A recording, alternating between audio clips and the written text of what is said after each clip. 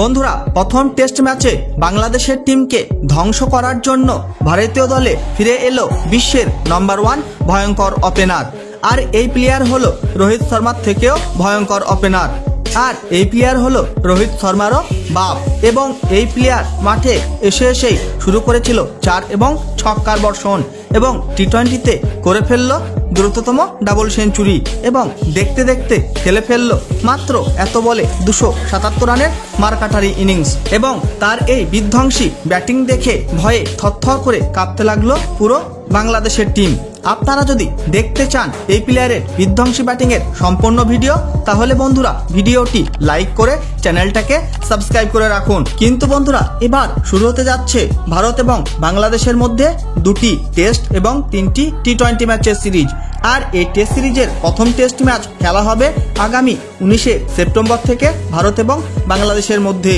আর এই ম্যাচ শুরু হয়ে যাবে ভারতীয় সময় সকাল 9:30 চেন্নাইয়ের মাঠে। কিন্তু বন্ধুরা, অন্যদিকে বিজয় হাজারে ট্রফির একটা ম্যাচ খেলা হয়ে গেল তামিলনাড়ু এবং অরুণাচল প্রদেশের মধ্যে।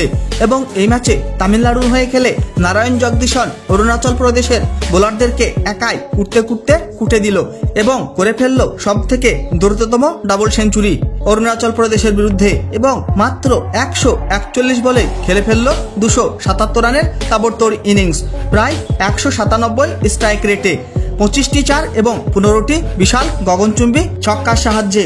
তার এই বিধ্বংসী ইনিংসের জন্যই তামিলনাড়ুর টিম করে ফেললো 506 রানের বিশাল স্কোর 2 উইকেট হারিয়ে 50 ওভারে। কিন্তু বন্ধুরা, এই রান তাড়া করতে এসে অরুণাচল প্রদেশের ব্যাটাররা আত্মসমর্পণ করে ফেললো তামিলনাড়ুর বোলারদের ভয়ঙ্কর বোলিংয়ের সামনে এবং মাত্র 71 রানের মধ্যেই গুটিয়ে দিল তামিলনাড়ুর বোলাররা অরুণাচল প্রদেশের পুরো টিমকে। এবং এই ম্যাচ 435 রানের বিশাল বড় ব্যবধানে জিতে নেয় তামিলনাড়ুর টিম।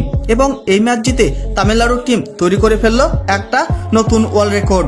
আর এইভাবে যদি বিধ্বংসীভাবে ব্যাটিং করতেই থাকে নারায়ণ জগদীশন, তাহলে সে রোহিত শর্মার থেকেও ভয়ঙ্কর ব্যাটার হয়ে উঠবে। বন্ধুরা, নারায়ণ জগদীশন কি পারবে রোহিত শর্মার থেকেও ভয়ঙ্কর ব্যাটার হয়ে উঠতে? এবং এই প্রথম টেস্ট ম্যাচে বাংলাদেশের বিরুদ্ধে নারায়ণ জগদীশনকে কি ভারতীয় দলে সুযোগ দেওয়া উচিত কি উচিত নয়, অবশ্যই কমেন্ট করে জানিয়ে দিবেন আপনাদের মতামত।